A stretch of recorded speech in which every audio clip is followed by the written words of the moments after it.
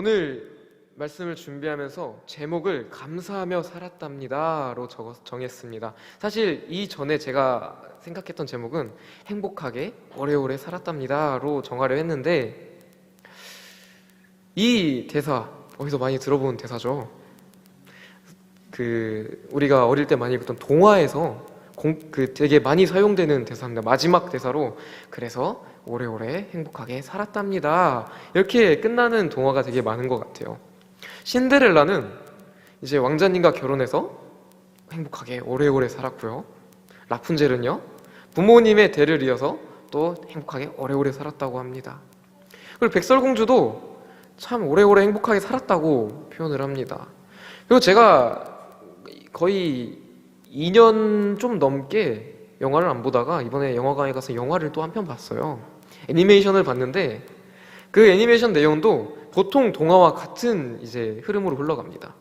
주인공이 행복을 찾아 떠났으나 그곳에는 악당이 있었고, 악당이 행복을 가로막았으나 어찌어찌 해서 악당을 물리치고 행복을 되찾아왔답니다. 그리고 역시 마지막은 그렇게 행복하게 오래오래 살았답니다 이렇게 끝이 나더라고요. 근데 이제 그 영화를 딱 보고 이제 크레딧이 올라가면서 좀 앉아서 생각을 해봤습니다. 저 영화가 주는 메시지가 도대체 뭘까? 계속해서 꿈을 갖고 꿈을 잃어버리지 말아라, 그러면 행복하게 살 수 있다, 이런 메시지를 던지는 것 같았어요. 근데 저는 좀 다르게 느꼈던 게, 정말 행복했을까? 이 고민이 들었습니다. 아무것도 아닌 평민인 사람이 나라를 다스리게 된다면 과연 행복한 삶일까? 이런 생각이 들었고, 그냥 평상시대로 살았던 우리 신데렐라, 갑자기 궁에 들어가서 살아야 되는데 과연 행복한 삶이었을까? 이런 의문이 들었습니다. 그래서 행복이란 뭘까를 고민하기 시작했는데, 행복은 어떤 방향성을 나타내는 것 같았어요. 항상 앞이라는 방향성을 나타내고, 저 앞에 있는 알 수 없는 어떠한 것을 우리가 행복이라 여기고 그것을 쫓아가는 삶이 우리의 삶의 모습이 아닐까? 라는 생각도 했습니다. 그래서 우리가 행복을 쫓아가는 삶이라고 한다면 결국은 끝이 없는 레이스와 같았고, 결승선에 도달할 수 없는 그러한 경주를 하는 인생의 모습이지 않나, 이런 좀 비관적인 결론에 좀 도달하게 된 것 같아요. 그런데 성경을 보니까 이러한 시선을 완전히 뒤바꾼 인물들이 많이 나오는데, 그 중에 한 인물이 이제 앞이라는 방향성을 포기하고 다른 방향을 보기 시작해요. 그 인생에 대해서 자기 인생을 이렇게 설명하더라고요.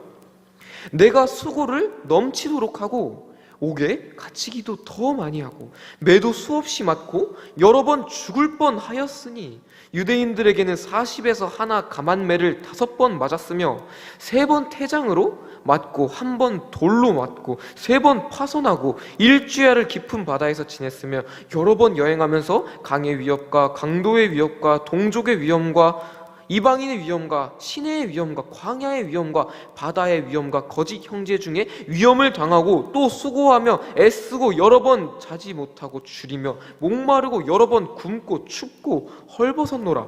이 외의 일은 고사하고 아직도 날마다 내 속에 눌리는 일이 있으니 곧 모든 교회를 위하여 염려하는 것이라. 이렇게 자기 인생을 소개하는 인물이 있는데, 이 인물의 주인공 우리 잘 알죠? 바울입니다. 바울이 이제 자기의 인생을 이런 삶이었다라고 소개를 하는 대목이에요. 행복했을까요, 바울은? 그 글만 보면 전혀 행복과는 거리가 멀어 보입니다. 제 인생과 비교했을 때는요, 제가 더 행복해 보여요. 저는 감옥에 갇히지도 않고요, 누군가 저를 때리지도 않습니다. 누군가 저를 이유 없이 때리게 된다면 법이 저를 보호해 줄 겁니다. 그리고 누군가 저를 욕하지도 않고요. 물론 뒤에서 욕할 수는 있어도 앞에서는 욕하지는 않더라고요. 그래서 누군가 저를 욕하지도 않고, 누군가 저를 배신한다거나 그런 아픔도 없습니다. 심지어 저를 죽이겠다고 쫓아온 사람도 없어요. 그리고 이제 저는 이제 어디 가서 이제 전도사라고 이제 부르면서 이렇게 살겠지만, 이 바울은요, 어디를 갈 때마다 이렇게 공격을 받습니다. 너가 진짜 그리스도의 사도냐? 이렇게 공격을 받는 삶이에요.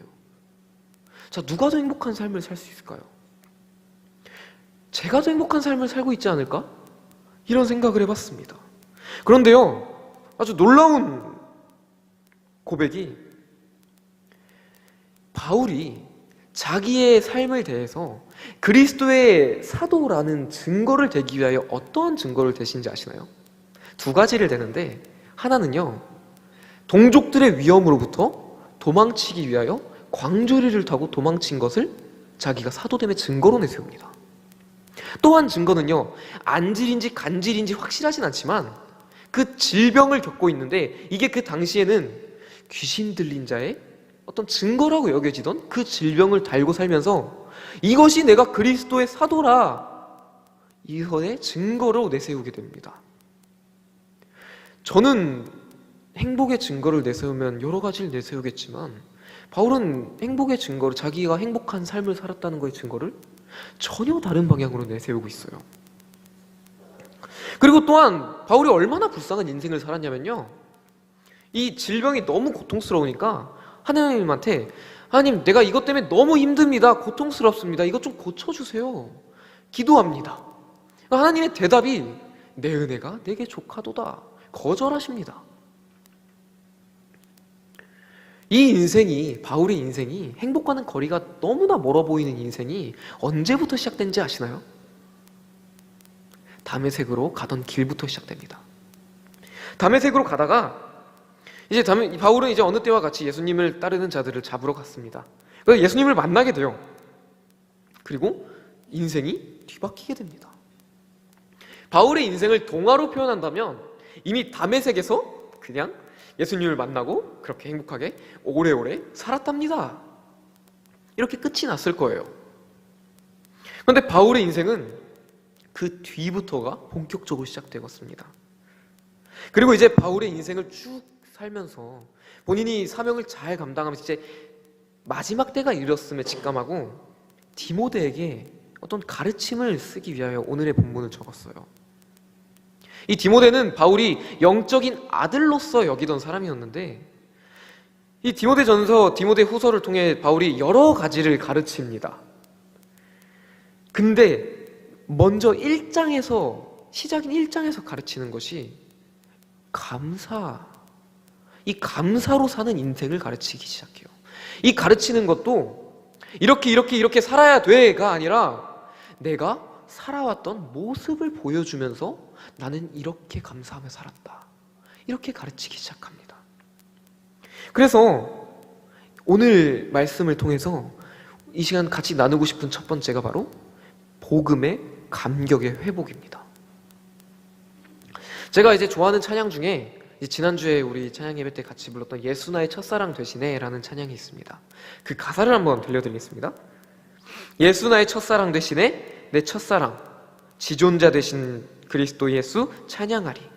보좌 앞에 나의 삶이 향기로운 제사로 주께 드려지기 원하네. 모두 이런 순간이 있지 않으셨나요? 우리가 예수님 처음 만났을 때 이런 고백을 하지 않으셨나요?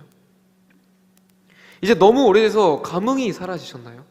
그때 우리가 이 고백에 이어서 했던 고백이 바로 이 고백입니다. 오직 주만 바라보며 나의 삶을 드리네, 다른 길은 찾지 않으리. 나의 온전한 열정과 나의 찬양 대신에 주의 길을 따라가리라. 이게 우리가 예수님 처음 만났을 때 이 복음에 대한 감격에 했던 고백입니다. 그리고 이 바울은요, 이 복음의 감격에 대해서 왜 이렇게 감격할 수 있는가?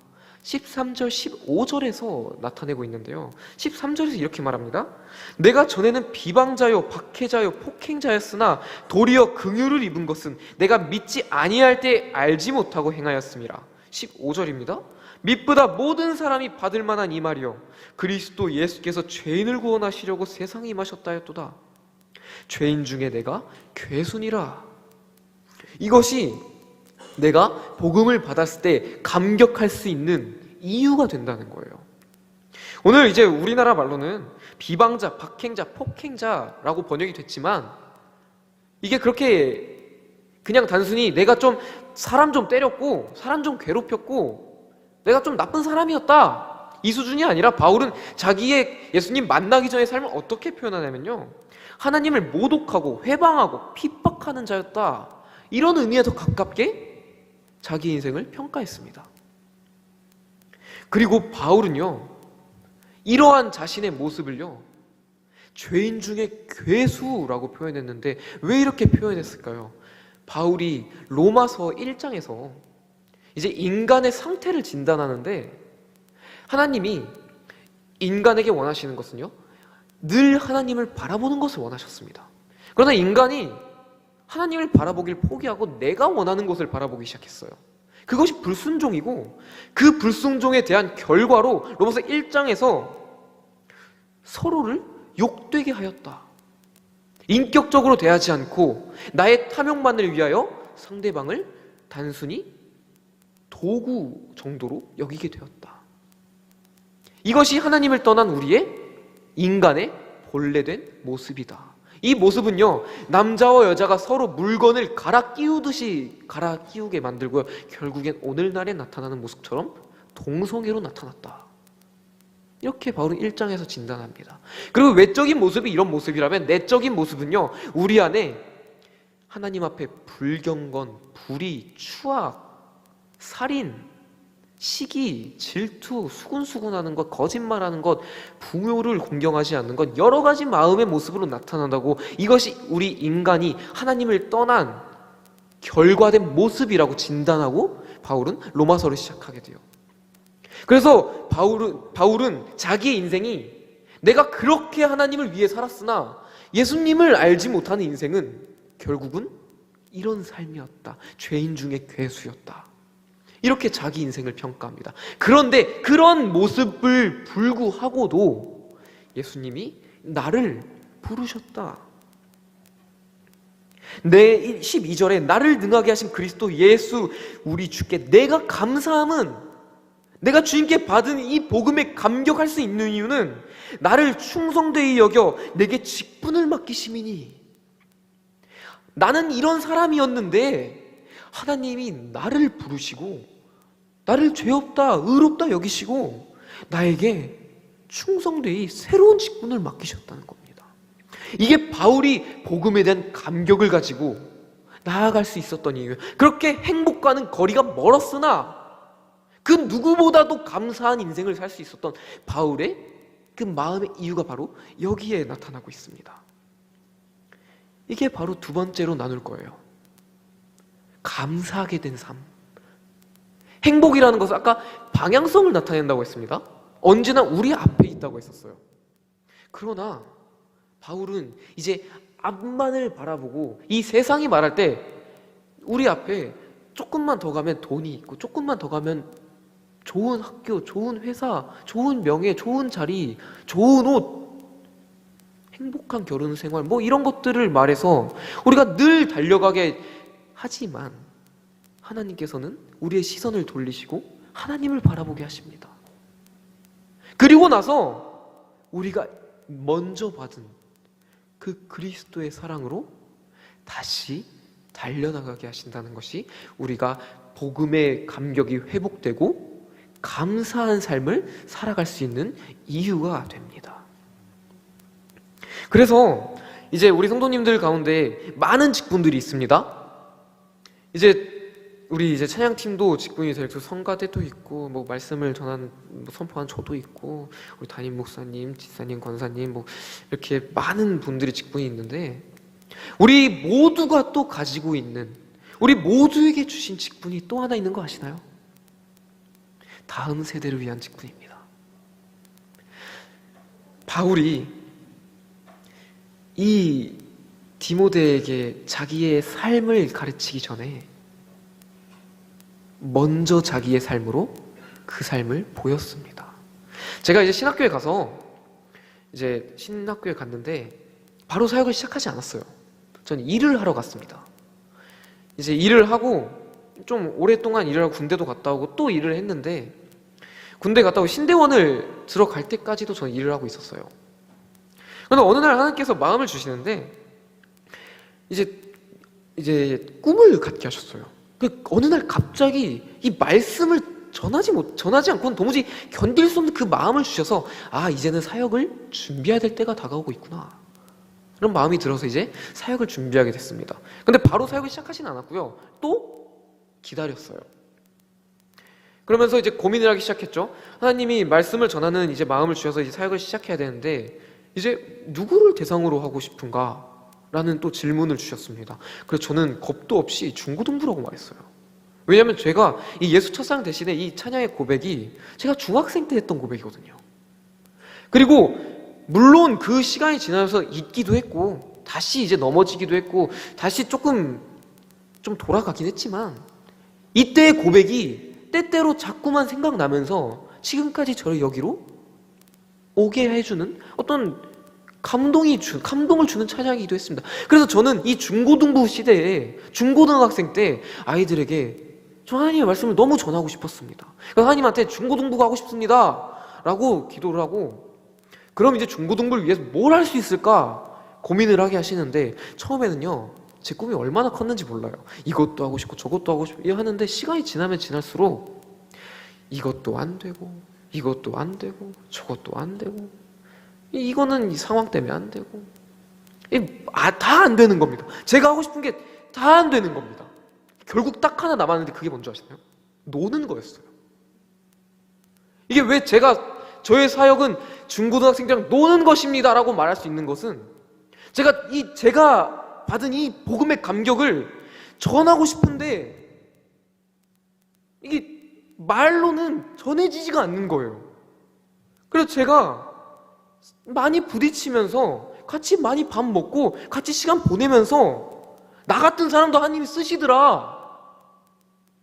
지금은 이제 제 하나님이 감사하게 저의 죄를 가리셔서 저를 이렇게 세우시지만 제가 얼마나 나약하고 악한 인간인지, 그럼에도 저를 이렇게 쓰시는 모습을 보여주고 싶었습니다. 이것밖에 방법이 보이지 않았습니다. 그래서 하나님한테 주님, 제 사역은 노는 것 같습니다. 저 말씀 열심히 전할 테니까 잘 놀게 해주세요. 이렇게 기도했어요. 근데 이제 또 이렇게 사역을 이제 전도사님들이랑 이제 다 얘기하다 보니까 어떤 전도사님이 그거 조심해야 된다, 장로님들한테 혼난다 그거. 근데 감사하게도 제가 1년 동안 진짜 열심히 놀았거든요, 애들이랑. 근데 아무도 저한테 혼내지지 않으신 것 같아요. 그래서 올해는 더 열심히 놀려고 합니다. 아무튼 그래서 제가 근데 또 아이들이랑 시간을 많이 보내면서 걱정되는 게 또 하나 있는데, 이제 가끔 저의 원래 모습이 나와요. 저는 말도 예쁘게 못하고요, 되게 상대방 감정을 공감해주는 능력이 좀 부족하다고 해야 될까요? 좀 의도하지 않지만 상처를 주기도 합니다. 그리고 말을 좀 사근사근하게 하지도 못하는 편이에요. 그리고 이제 제가 아시다시피 얼굴에 피곤한 게 안 숨겨지나 봐요. 그래서 이런 여러 저의 진짜 모습이 나오는데 나의 모습을 보고 실망하면 어떡하지? 이런 고민이 들기도 했습니다. 그런데 하나님께서 더욱더 담대하게 주시는 말씀이 16절입니다. 그러나 내가 긍휼을 입은 까닭은 예수 그리스도께서 내게 먼저 일체 오래 참으심을 보이사 후에 주를 믿어 영생을 얻는 자들에게 본이 되게 하려 하심이라. 우리가 다음 세대를 위한 사명을 가졌다고 했잖아요. 이게 사실 금요일날 이제 담임 목사님께서 하신 말씀이랑 거의 비슷한데 저 깜짝 놀랐습니다. 그래서 많은 은혜를 받았는데 좀 인용 좀 하겠습니다. 다음 세대를 일으키기 위해서는요, 딱 한 사람이 필요한 것 같아요. 중고등부 아이들 중에 진짜 눈물로 기도하고 찬양하는 그 딱 한 사람이 있으면 그 아이들을 보고 이 옆 친구가 꿈을 또 갖기 시작합니다. 주님, 나도 저렇게 기도하고 나도 저렇게 찬양하고 싶어요. 나에게도 그 은혜 좀 주세요. 그렇게 하나 되다 보면 이제 중고등부는 부흥이 될 수밖에 없는 거죠. 그래서 하나님이 딱 한 사람을 세워주시는 것, 제 사역은 그 딱 한 사람인 것 같아요. 그리고 우리 아이들이 모두가 그 한 사람이면 좋겠어요. 그래서 이제 우리에게 세 번째로 도달한 것이 이제 도전을 드리고 싶습니다. 우리 다음 세대를 위하여서 무엇을 가르쳐야 되는지 우리 가르칠 거 너무 많은데요. 그 전에 우리가 먼저 보일 것은요, 바울이 그랬던 것처럼 디모데를 가르치기 전에 바울이 먼저 그랬던 것처럼 우리가 먼저 삶으로 보이는 것이, 말로만 감사해라, 은혜로 살아라, 말씀 가까이 해라 사는 것이 아니라, 우리가 어떠한 상황에서든지 나에게 주신 시련이 있다면 그 나에게 주신 시련은 우리 예수님께서 먼저 오래 참으심을 나에게 먼저 보이셨고, 내가 그 보이심을 보고 내가 주님을 믿고 내가 그 길을 따르니 내가 이제는 다음에 믿을, 우리 예수 그리스도를 다음에 믿을 세대를 위하여 내가 주님 앞에서 오래 참는 것을 우리가 보여주는 것이 우리에게 주는 도전이 아닐까 싶습니다. 그래서 말씀을 정리하고자 합니다. 바울은요, 디모데를 위해서 참 많은 것을 권면하지만 가장 먼저 한 것은 다음 세대를 위하여 이 삶으로 나타내는 것을 먼저 보였습니다. 비록 자신의 삶이 동화처럼 행복하게 오래오래 사는 삶은 아니었지만 모든 순간에 나의 나약하고 나의 어쩔 수 없는 모습에 무너지는 그 순간조차도 하나님께서는 개의치 않으시고 묵묵히 그분의 일을 행하시니, 교회를 세워가시니, 그리고 그 가운데 아무런 자격 없는 나를 부르시고 그 일에 나를 사용하시고 한 자리로 나를 보내시니, 이제는 내가 더 이상 앞을 보며 잡히지 않는 그 행복이 아니라 이미 나에게 주어진 그 사랑에 감사하며 감사로 오래오래 사는 우리를 먼저 보여주는 우리 동산교회가 되면 좋겠습니다. 기도하시겠습니다. 하나님 아버지, 감사합니다. 오늘 우리가 바울이 디모데에게 가르치는 것을 우리가 주님의 말씀으로 들었습니다. 우리에게 주신 것이 참 많지만 우리에게 주신 그 사랑으로 우리가 이제 주님이 그 풍족하게 넘치는 그 사랑으로 새로운 직분을 주시고 우리가 그 직분을 향해 달려나갑니다. 우리가 다음 세대를 세우는 일에 모든 노력과 모든 기도와 우리가 눈물로 찬양과 눈물로 기도하고 우리가 예배의 자리를 지킴으로 우리가 주님께 받은 은혜를 감사하며 사는 모습을 먼저 보이며, 그것으로 우리가 다음 세대의 본이 되고 후에 믿을 자를 위하여 주님께서 나에게 허락하신 은혜임을 기억하며 감사로 나아가는 우리 교회가 되게 하여 주시옵소서. 우리를 다음 세대를 위하여, 우리 아직 그리스도를 믿지 못하는 이 세상에 복음 전파를 하는 그 사명을 주심에 우리가 그 사명자로 담대히 나아가게 하여 주시옵소서. 살아계신 하나님께 예수님의 이름으로 기도드렸습니다. 아멘.